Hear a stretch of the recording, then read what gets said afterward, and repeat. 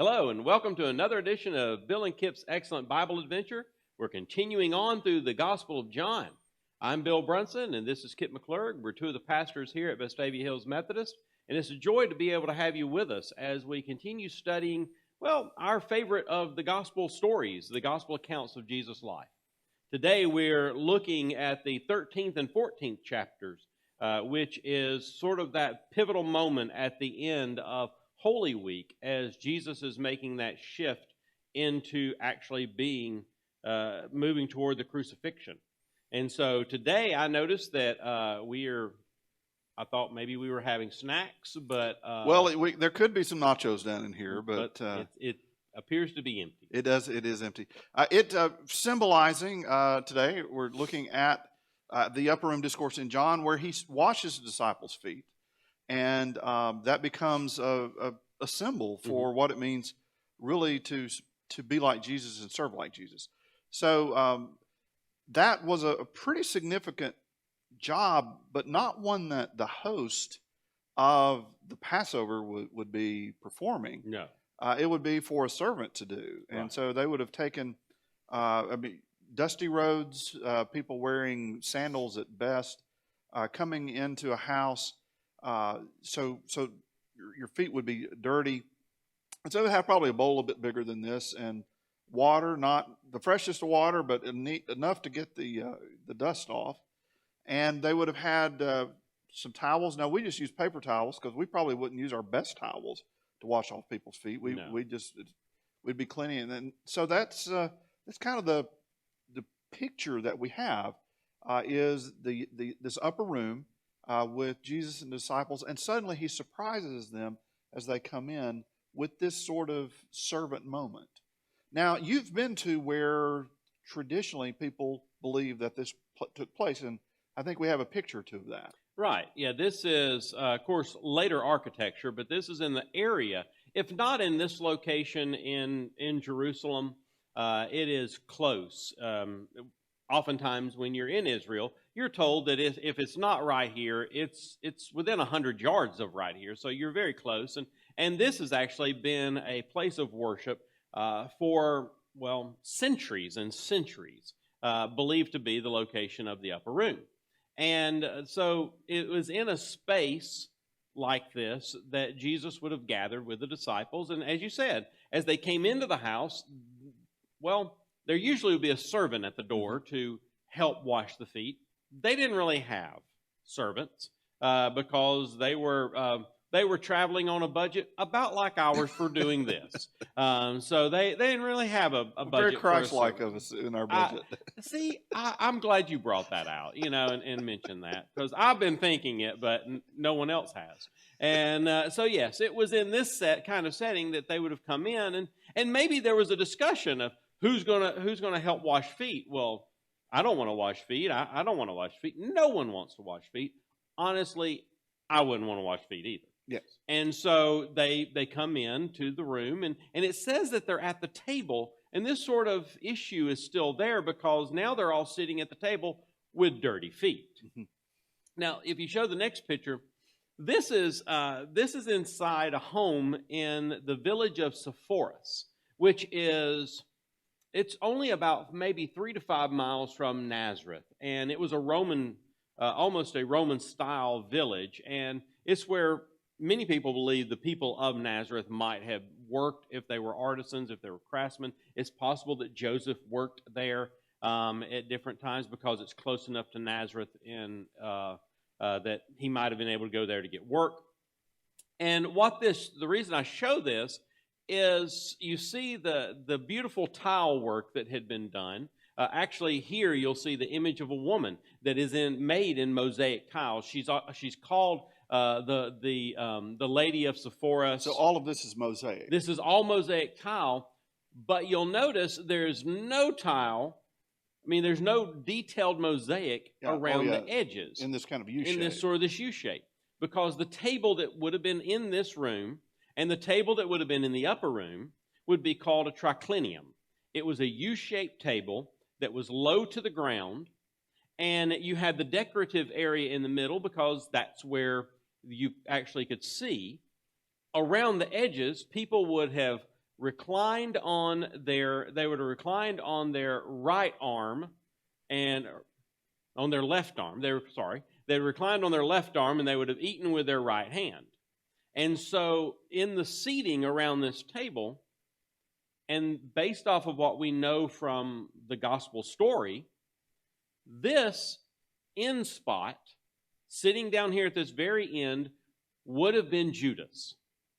That's the place of ultimate honor at the table.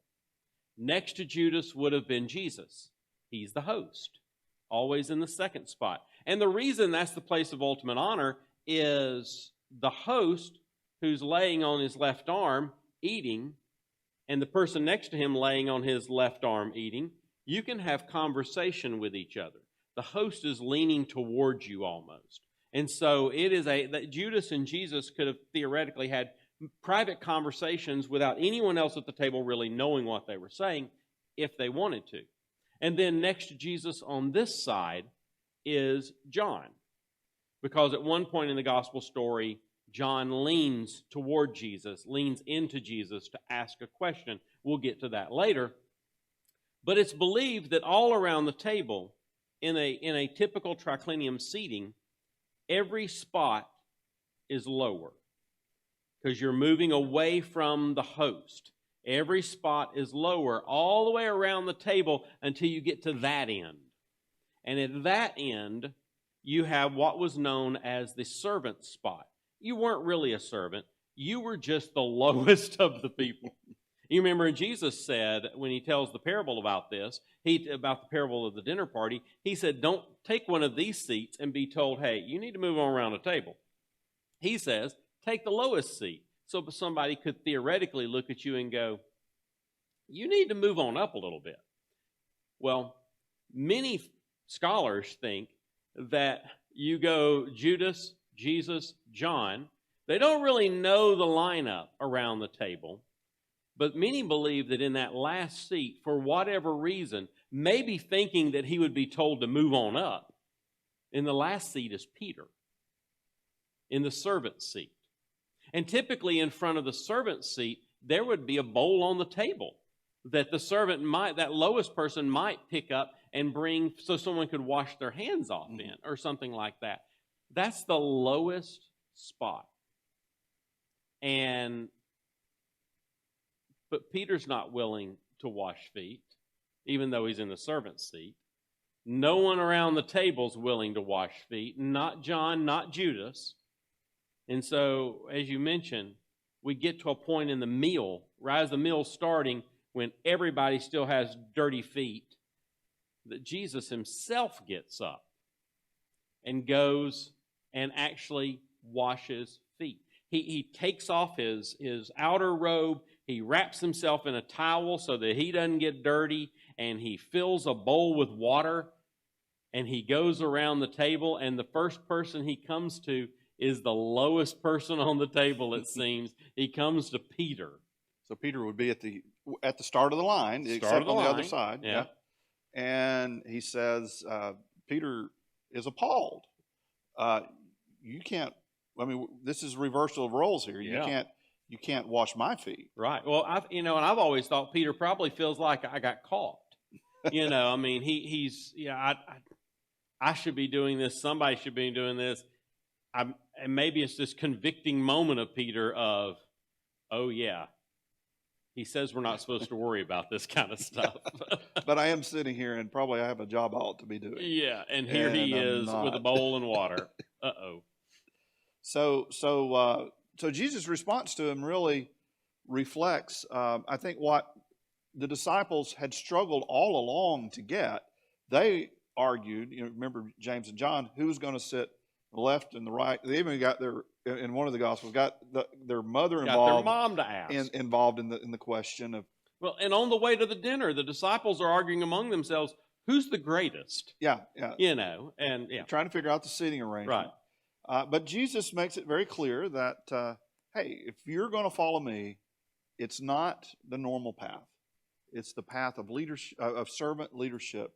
To lead is to serve, and is to be the lowest. Mm-hmm. And that becomes really, for the church, the model of what it means to be a leader. Right. You and I serve on boards where we try to help people into pastoral ministry, and one of the characteristics we look for is, can that person actually take on the nature of a servant? Yeah. And if someone comes in and has an attitude of, I am in charge, well, that's a huge red flag. And I mean, we try to work with people to kind of unlearn that. Mm-hmm.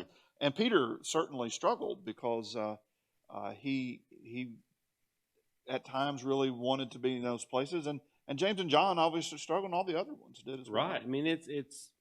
I think it's human nature to want the accolade. It's human nature to want the position. It's human nature to want those things. And here Jesus is saying, you take the lowest seat. Here Jesus is saying, the greatest among you is the servant of all. And that's anti the nature, our human nature.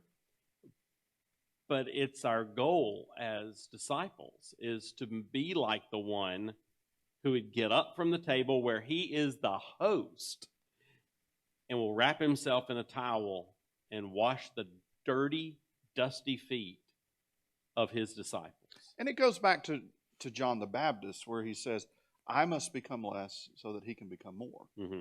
And that model is really what the disciples ultimately have to adopt too. Oh, absolutely. But they're getting there. So we're in chapter 13 and 14. We have a lot of questions and start hints that there's going to be a betrayal, and then we have this moment of these hints, and then we get into 14, which is typically the passage, I would say the most common passage that happens at a funeral. Right. You do not let your heart be troubled. You believe in God, believe also in me. In my Father's house are many mansions or dwelling places or rooms. Yeah. Yeah. And so, but what fascinates me about the placement of this is it's right after he says, oh, by the way, y'all are going to betray me and it's going to be okay. Mm-hmm. Don't worry about it. Right. I've got a place for you and you can come meet me. Now, there are some places, because I grew up on some good camp meeting music. And so, my favorite from childhood, just build my mansion next door to Jesus and tell the angels I'm a-coming on home. It doesn't matter who lives around me, just so my mansion sits near the throne. Now, that does not reflect servant leadership, nor is it good singing. Because if you're going to sing like that in Glory Land, I'm hoping my mansion is like way down the street and soundproof. Yeah, and I was adding a little bit of flavor to that. You were for the record. Well, I mean, all those great songs, that we want a mansion that's a gold one and silver line, oh, those kind of things, and even that great one that is not great theology. Just build me a cabin in the corner of Glory Land. I like that one. Yeah, that became a real strain of music that kept going. But really, the word there has a lot of different meanings. And probably from my understanding, the better interpretation is in my house is many rooms, because you go back to the structures that were made. They're mostly made out of dirt, and there's some wood there and rock and that kind of thing. But when you added another room to it, let's just say your child got married, you would just build another room. And so you have this picture of this, if you've ever been to a country house that just kept growing and growing and growing, and there's no rhyme or reason to it. There's another room over here and there's another room over here. That's kind of the picture, that I'm going to my Father's house and I'm going to build you a place. And so just know that you're going to be welcome when you get there. Well, you can look in the Middle Eastern culture still in Israel and in the Palestinian areas. They still do this. When you get engaged, you begin the process of adding on a room. One of the first people I met in Israel was a Palestinian Christian that said that every time one of the members of the family get married, you either add on a room or you add on a floor, kind of thing, because you're constantly building onto the same house. You can look in Capernaum. You can look at the footings of the home of Simon Peter, and Peter's house there, which probably belonged to his mother-in-law and father-in-law originally. You can see where it looks like they've added on a room here and there when there's been weddings and all that along the way. And so that concept of that Jesus is going to prepare a place for us, it's also that idea that we don't know when it'll be ready. And so we don't know when he's going to have it ready for us to come and join him. And it also is that ultimately you switch over to John and the Revelation, that idea of the bride of Christ going to live with Christ, that ultimate idea that he is building on the room for his bride, the church, to come and to live with him in his Father's house. So you're getting this picture of really life in Palestine at that time, family life, and how it sort of works. But the bigger picture here is that there's going to be some difficult times for the disciples. The book of the Revelation certainly talks about there's going to be some difficult times for those that follow Jesus. Right. They're about to go through a difficult week here. There's going to be some denials. But don't be troubled, because at the end of the day, when it's all over, I'm building a place for you. Mm-hmm. And you're going to be with me. And what an incredible, and I think that's why it becomes that sort of quintessential passage that people ask for in funerals, because there's a sense of comfort that no matter what we've been through, God's got us a place. Right, right. God is waiting for us and looking forward to us. So I guess for all of us, no matter what we're facing in life, no matter where we are in life, we know at the end of the day, we'll spend our days with Jesus. What a blessing.